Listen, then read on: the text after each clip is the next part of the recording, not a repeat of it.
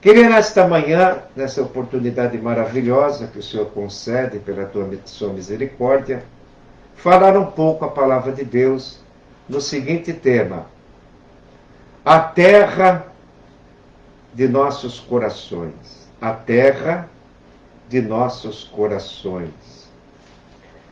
Eu quero ler na Bíblia, no livro de Hebreus, capítulo 6. Hebreus fica no Novo Testamento. Não tem autor desconhecido, supõe-se que foi Paulo, não podemos afirmar. Mas no capítulo 6 de Hebreus, lemos assim no versículo 7 em diante: porque a terra que embebe a chuva, que muitas vezes cai sobre ela, e produz erva proveitosa para aqueles por quem é lavrada, recebe a bênção de Deus. Mas a que produz espinhos e abrolhos é reprovada, e perto está da maldição, o seu fim é ser queimada. Mas de vós, ó amados irmãos, esperamos coisas melhores, coisas que acompanham a salvação. 11. E desejamos que cada um de vós mostre o mesmo cuidado até o fim, para a completa certeza da esperança. Vamos orar mais uma vez? Senhor,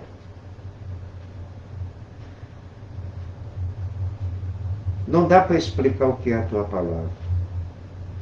Ela preenche o nosso coração quando pensamos nela. É uma coisa fora da vaidade da vida.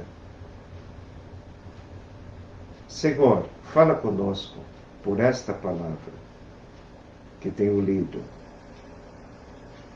A tua palavra cai como chuva em nossos corações. Obrigado, Senhor, pelo que está registrado. Em nome de Jesus, nos abençoe. Amém. A terra de nossos corações. Jesus tinha ensinado na parábola do semeador, em Mateus 13, Marcos 4 e Lucas 8, nos 3 evangelhos sinóticos, menos João, a parábola do semeador. A semente é a palavra de Deus que cai no coração. Mas existe o coração de pedra, que recebe a palavra com alegria, mas não tem profundidade, não permanece na palavra, logo se desvia. Tem o coração de espinho, que recebe a palavra, mas fica sufocada pelos espinhos, ou seja, as preocupações com esta vida, os embaraços da vida, os cuidados da vida, as riquezas da vida. E a semente não prospera, a pessoa não chega a ser um obreiro, não chega a ser útil em alguma atividade para a glória de Deus. Eu não digo que ser espiritual deve se ocupar com atividades espirituais. Porém, a palavra de Deus é tão viva que faz você falar dela. É impossível ter Jesus no coração e não falar dele. Paulo fala em Romanos 10 e 10. É com o coração que se crê em Jesus e a boca confessa a salvação. E aqui temos lido: porque a terra que embebe a chuva, que muitas vezes cai sobre ela, produz erva proveitosa. Para termos uma boa vegetação, a verdura, os legumes, os alimentos, o agricultor precisa da chuva, o sol que Deus dá, a chuva, o orvalho da madrugada. E assim produz erva proveitosa para aqueles por quem é lavrada. Recebe a bênção de Deus, a boa colheita, a boa safra. É uma bênção de Deus. Os judeus tinham isso em mente, dizimavam tudo que colhiam. Aleluia! Mas aqui diz no 8, mas a que produz espinhos. Então, a chuva cai muitas vezes sobre a terra. A chuva aqui é símbolo da palavra de Deus. A chuva também é símbolo do Espírito Santo. Águas torrenciais, como cachoeira, como Jesus disse, vida com abundância. Quem beber desta água, rios de água viva correrão do seu ventre. O ventre aqui não é estômago, é coração. Porque para os judeus, o coração eles chamam de ventre. Mas aqui produz espinho quando a chuva cai e não produz erva de proveito, produz espinho e abrolhos, é reprovada. E perto está da maldição. Quando que apareceu o espinho na terra? Após o pecado. Gênesis 3,17. Deus amaldiçoou a terra. Maldita é a terra por tua causa. Por causa do homem. Portanto, deste ouvido à voz da tua mulher, e comeste da árvore que te ordenei que não comesses. Maldita é a terra por tua causa. Espinhos e cardos, ervas daninhas produzirá a terra. Do suor do teu rosto comerás o teu pão. Veja bem, Deus criou o trabalho, Deus deu ocupação para o homem de lavradores vigilantes. Deus nunca deu trabalho pesado, não existia trabalho pesado porque não existia fadiga. Toda fadiga, todo cansaço, todo marasmo que nós sentimos, dores, aflições, descontentamento, insatisfação, mesmo no trabalho, isso vem do pecado. Irmão, trabalhe cantando. Trabalho é dom de Deus, seja espiritual, na área ministerial, ou secular. Trabalhe com alegria, porque Jesus era carpinteiro, aprendeu essa profissão com seu pai José, na sinagoga, memorizou as escrituras e na própria sinagoga se aprendia uma profissão. Jesus de Nazaré, imagine, se a gente vivesse com ele, né? Jesus com 18 anos, com 19, com 20, com 21, com 22, com 23, com 24. Já pensou viver com Jesus? Uma vez falei em casa, eu queria nascer naquela época. Eu seria o maior amigo de Jesus. Como eu gostava de abraçar ele, beijar ele. Eu seria curado dos meus traumas. Mas, irmão, nós podemos abraçá-lo, mesmo que a gente não vê, né? É que é mais difícil, né? Você dobrar o joelho e abraçar o pé de Jesus. Que nem aquela mulher, né? Que chorou nos pés dele e enxugou com as lágrimas. Que maravilha conviver com Jesus. Você inclinar o rosto, a cabeça no peito dele e falar, Jesus, eu tenho essa fraqueza. Senhor, o Senhor lê meus pensamentos. Tem misericórdia de mim. Você abraça Jesus. Ele dá um toquinho na sua mente. Já fica curado. Jesus, põe a mão aqui. Põe a mão ali. Jesus, alegra a minha vida. O Senhor me fez com instinto de homem. Eu tenho natureza humana, que nem o Senhor tem. Só que o Senhor é Deus. Ô Senhor, eu vim do pó da terra, o Senhor não veio. Abraça Ele. Então eu falei em casa uma vez, como eu gostaria de viver no tempo de Jesus. Mas, bem-aventurado aqueles que não viram e creram. Aleluia. Que privilégio, irmão, de você crer pela fé. Caminhar com Ele todo dia. Às vezes, por descuido, saímos da presença dEle, né? Não é? Mas quando você medita, parece que Ele está pertinho, né? Quando você abre a Bíblia e ora, e fica em espírito de louvor, de oração, Ele está bem pertinho, você sente. Vai ter momento que a gente não sente, né? Bom, continuando aqui. Aqui, a terra que produz chuva, ao que abundante cai, e produz espinho. Espinho é símbolo de pecado. Em Jeremias está escrito uma palavra: não semeeis entre espinhos. Espinho é símbolo de maldição, é símbolo de dor, sofrimento. Um dia teremos a coroa da vida, mas ele precisou passar a coroa de espinho que era nossa. A vida cristã tem rosas e espinhos. Você está passando uma enfermidade, talvez do esposo, da esposa, de um ente querido, é um espinho.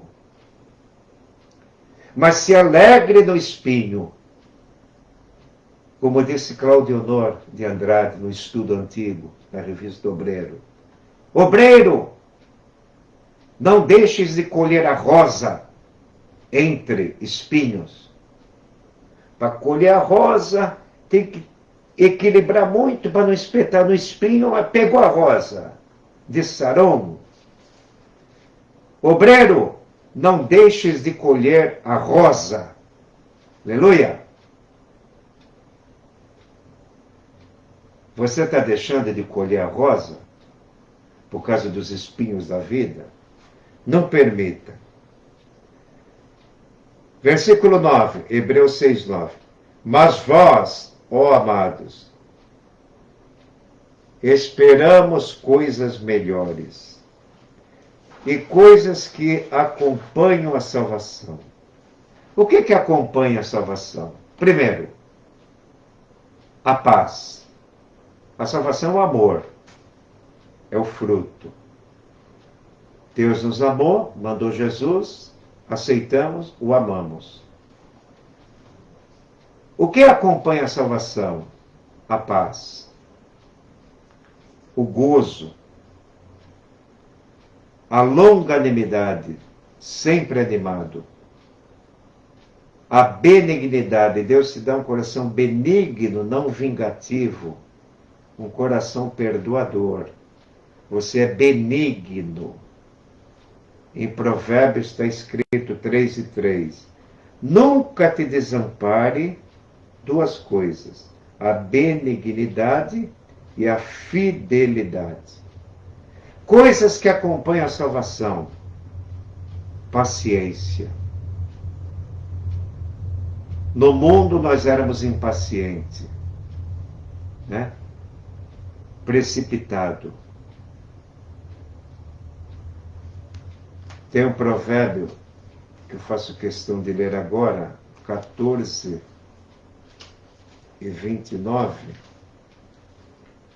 diz assim a palavra do Senhor: cuidado com a impaciência e a precipitação. É muito ruim isso aí. E nós às vezes falhamos como ser humano, né? Provérbio 14:29. O longânimo é grande em entendimento, mas o de ânimo precipitado exalta loucura. 14:29 de Provérbio. O de ânimo precipitado. O que se precipita com seus pés, peca. Coisas que acompanham a salvação: a paciência. Coisas que acompanham a salvação: a longanimidade. O longo ânimo, não desanima fácil. O Espírito Santo é o espírito de ânimo. A fidelidade. como fruto do Espírito, está naquela relação de Gálatas 5:22, a fé. A fé como fruto é sinônimo de fidelidade. Gálatas 5:22. Coisas que acompanham a salvação, fidelidade. Todo homem salvo é fiel. Como Daniel. Daniel era fiel, não se achava nele nem vício, nem culpa. Nele tinha um Espírito excelente, Espírito Santo. Espírito Santo é fiel.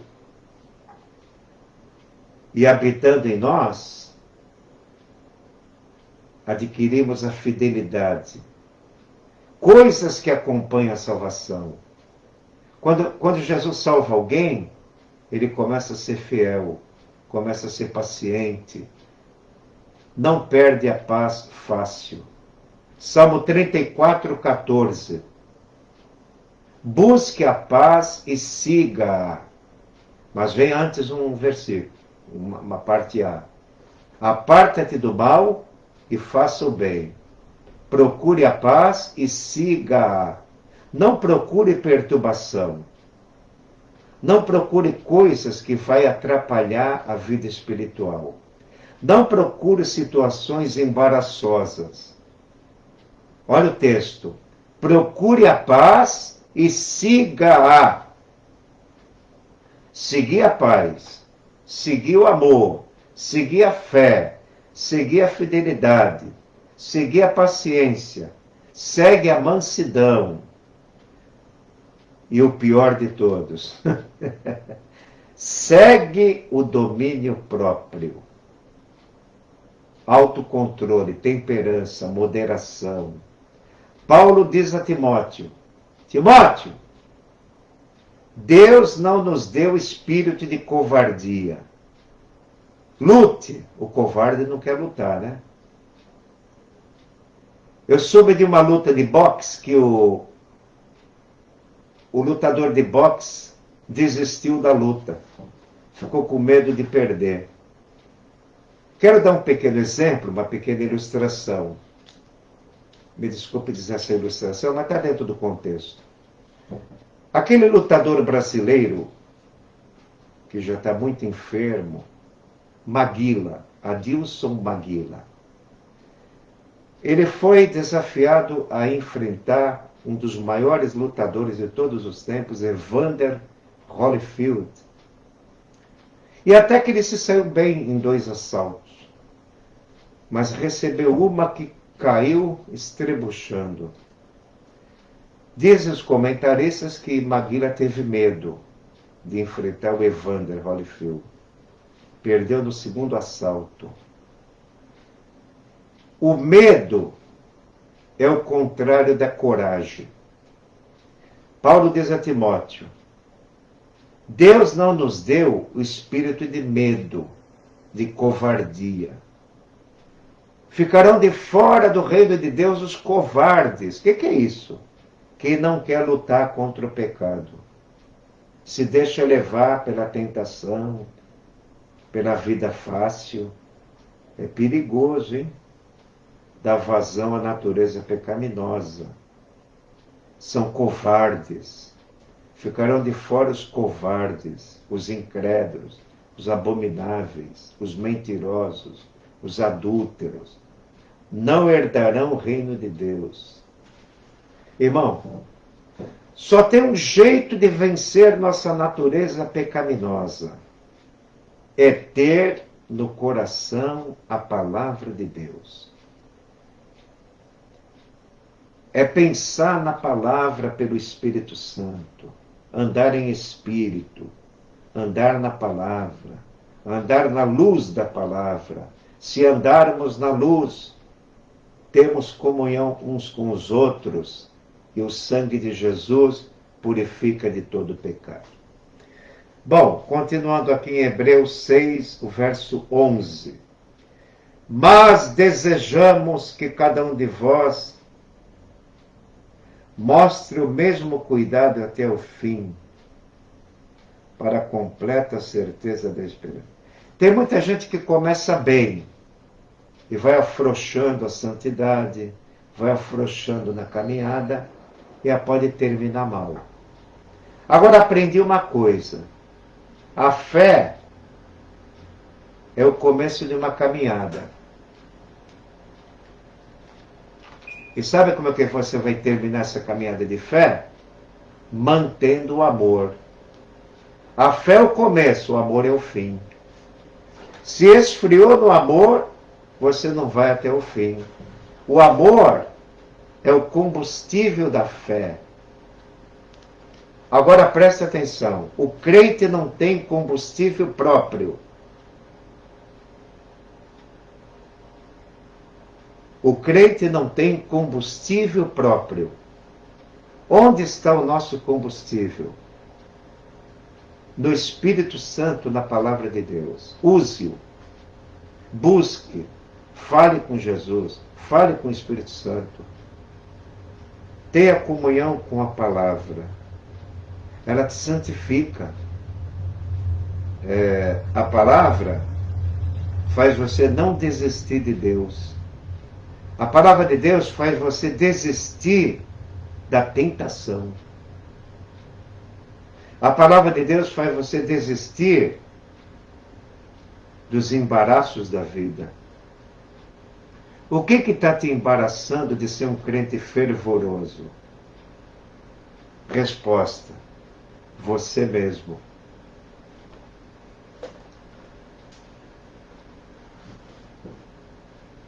Um certo escritor disse: encontrei muitos erros ao ler a Bíblia. O erro em mim mesmo. Encontrei muitos erros ao estudar a Bíblia. Esses erros sou eu mesmo. Porque a Escritura me encontra. Ela me acha. Não adianta se esconder que nem Adão. Deus te acha. Tudo que é oculto há de ser revelado. Então não é nada fácil. Na linguagem do pastor de Atibaia, que faleceu ano passado. A vida cristã não é nada fácil. Mas temos duas coisas que nos faz vencer: Espírito Santo do coração e a Bíblia na mão. Repita comigo: eu vencerei com o Espírito Santo no coração e com a Bíblia na mão. Aleluia! A Bíblia na mão não significa andar com a Bíblia. Significa que você tem devoção, você pensa na palavra de manhã, você pensa na palavra de tarde, você pensa na palavra de noite. Ontem, por exemplo, cheguei em casa tarde, do culto da tarde. Fui fazer visita, mas quando eu tomei um banho, me deu aquela sede de ler a Bíblia. Falei: eu quero ler, Senhor, coisas que não estou acostumado a ler. Eu quero ler Jeremias. Aí Deus me deu uma palavra, no capítulo 31, depois eu falo aqui no rádio. Uma palavra: por que a igreja não considera as profecias feitas a Israel? Nós não podemos interpretar a Bíblia, espiritualizar a Bíblia, como toda a profecia de Israel fosse para a igreja. Não. Tem que interpretar literalmente, mas não é isso que eu quero dizer. Existem promessas feitas a Israel que precisam ser lembradas por nós. Há muitas razões de amar Israel. Jesus nasceu ali. Os judeus é a prova da existência de Deus. Esse povo é a menina dos olhos de Deus. E os olhos é um lugar, uma coisa delicada, né? É perigoso mexer com esse povo. Vamos orar, irmão, pelo nosso Brasil. Que o primeiro-ministro de Israel esteve aqui, por orientação dos pastores, orientou nosso presidente a respeito de Israel. Toda a nação a favor de Israel é abençoada. Deus disse a Abraão: abençoarei aqueles que te abençoarem, amaldiçoarei aqueles que te amaldiçoarem. Até Balaão quis abençoar Israel, mas ele caiu noutra parte. Fez com que Israel pecasse com moabitas na prostituição. E aqui diz, 6 de Hebreus, versículo 7. A chuva que muitas vezes cai sobre a terra produz erva proveitosa. Por quem é lavrada, recebe a bênção. Então o lavrador, o agricultor, vai regando a terra, regando a terra, regando a terra. Isso simboliza o nosso coração. O Espírito Santo vai regando com água da palavra, com água da palavra, com água da palavra, o fogo da palavra. Você lê a Bíblia, o coração aquece, o coração é limpo, pelo fogo e pela água e pelo fogo. Quando Moisés mandou destruir os midianitas, está em Números 31, ele falou para os soldados: por que vocês pouparam as mulheres moabitas? Foi por elas que houve a queda no tempo de Balaão, e Balaão foi morto nessa guerra contra os medianitas. Números 31. Moisés repreendeu os soldados: poupaste as mulheres?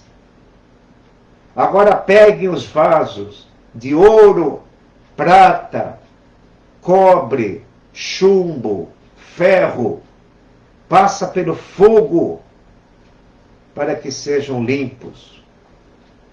E todo objeto que não suportar o fogo, passe pela água para se tornarem limpos. Irmão, o fogo da palavra de Deus limpa o coração, queima o coração, arde o coração.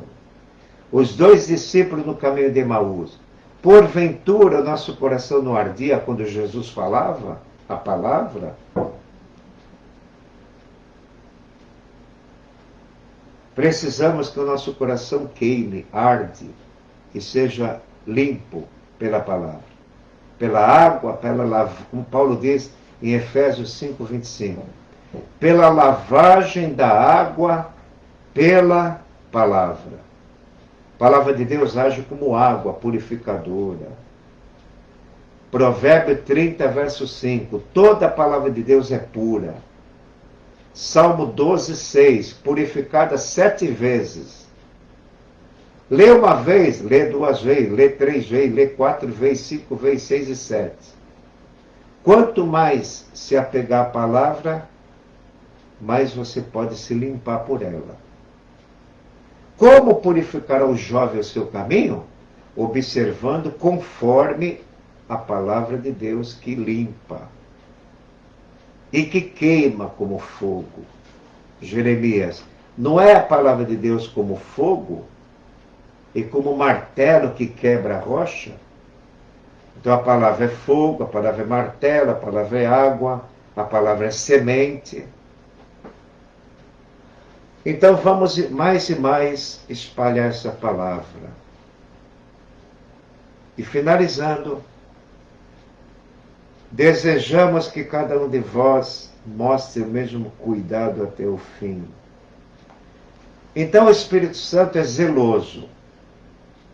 Ele toca o nosso coração para que tenhamos cuidado com a fé. Você pode perder tudo, irmão. Um dia vamos perder família, bens. Um dia nosso corpo ficará enfermo, talvez no vale da sombra da morte. Só tem uma coisa que você tem que guardar e não destruir. O pecado destrói a fé. O pecado separa da fé cristã. Então tome cuidado com o pecado. O pecado não dói. Se o pecado doesse, os homens não pecariam. Pediriam a Deus uma vida melhor. Mas o pecado vem de mansinho, sempre dando um jeitinho, e deixa a gente no pó. O pecado não dói, não dói. O pecado não dói, não dói. É preciso cuidado com esse tal de pecado. O pecado não dói. O pecado não dói, não dói. O pecado não dói, não dói. É preciso cuidado com esse tal do pecado, porque o pecado não dói. Se o pecado doesse, os homens não pecariam, pediriam a Deus uma vida melhor. Mas ele vem de mansinho, sempre dando um jeitinho, e deixa a gente no pó. Quando duas tribos de Israel não foram para a batalha, Ruben e Gade, Moisés disse: por que ficam aí e vossos irmãos foram para a guerra?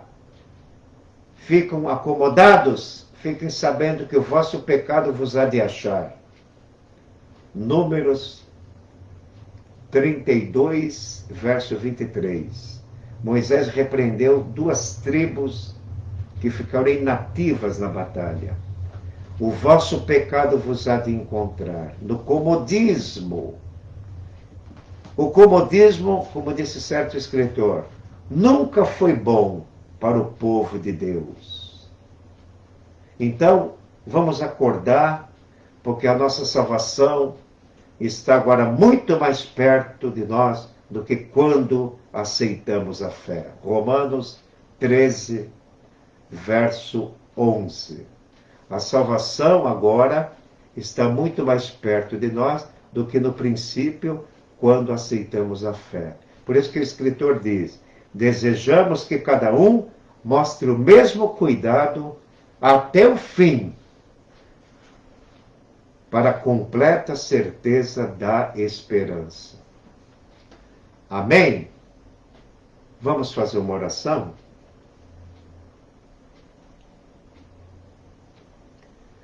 Senhor, para essas coisas quem é idôneo? Disse Paulo. Mas a nossa capacidade vem de Deus, do Senhor. Quem seria capaz de... Quem teria ousadia de ler um versículo e explicar qualquer coisa?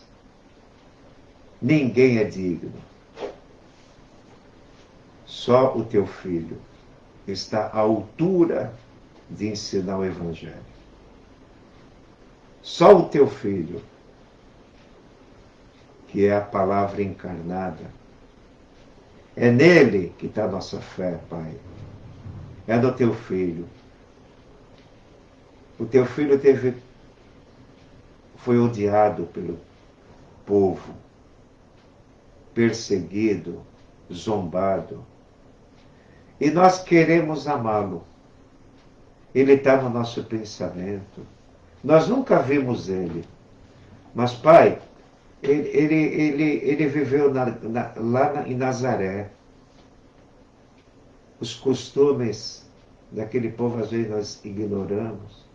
Aquele estilo de vida. Mas ele viveu aqui na terra.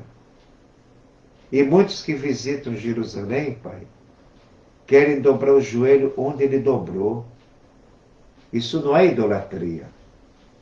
Isso é adoração verdadeira ao Filho de Deus. Os discípulos dobraram o joelho no barco e disse: verdadeiramente, tu és o Filho de Deus. Pai, Jesus é teu filho. Jesus é nosso irmão mais velho. Jesus derramou sangue por nós. Nós não podemos se salvar. Pai, se tem porventura algum ouvinte que não tem certeza da salvação, salva pelo sangue de Jesus. Faz os ouvintes entender que a tua salvação o Senhor providenciou através da morte de Jesus e da ressurreição. Isso não é apenas uma história. Isso é o teu plano antes da fundação do mundo. Jesus, eu vou para o céu. Mas se o Senhor olhar para mim, eu não vou. Se o Senhor olhar para nós, ninguém é digno. Mas o Senhor só olha para o teu filho. É por amor do teu filho, Pai, que eu quero entrar no céu um dia. Eu não tenho nenhum mérito. Não é pregando o evangelho que temos mérito. Quando perguntaram para um grande pregador, que evangelizou todos os países, você vai no céu porque pregou em todos os países? Ele disse, não, eu vou para o céu porque Jesus pagou o preço da minha salvação. Pai, Jesus pagou o preço da minha salvação. Eu não tenho nenhum mérito. Às vezes, quando eu estou em perigo, eu clamo esse sangue. Como aquele dia na Conselheiro Nébia, Senhor. O Rottweiler saiu de uma casa. Ia pular em cima de mim, eu gritei o teu nome. Ele foi embora. Como aquela missionária na China, que uma tigresa ia pular em cima dela, ela gritou o nome de Jesus. E a tigresa tomou um susto. Pai, Jesus Cristo, o Senhor encarnado, é a nossa salvação. É a nossa vida, é a nossa paz, é a nossa alegria. Fica conosco nesse dia. Abençoa todo o teu povo na face da terra. Abençoa nosso Brasil, que está passando por essa crise. E o Senhor é a consolação, é a alegria para o povo. Desperta toda a igreja, Senhor, para compartilhar amor e alegria numa era de depressão, de susto, de medo, de pânico. Dá a vitória, Senhor. Em nome de Jesus, eu te peço e te agradeço. Obrigado por esta palavra. Te agradeço por tudo, Senhor. Ó, me guarda durante o dia. Guarda aqueles que estão no setor de trabalho. Abençoa, Senhor, a tua obra na terra. Em nome de Jesus. Amém.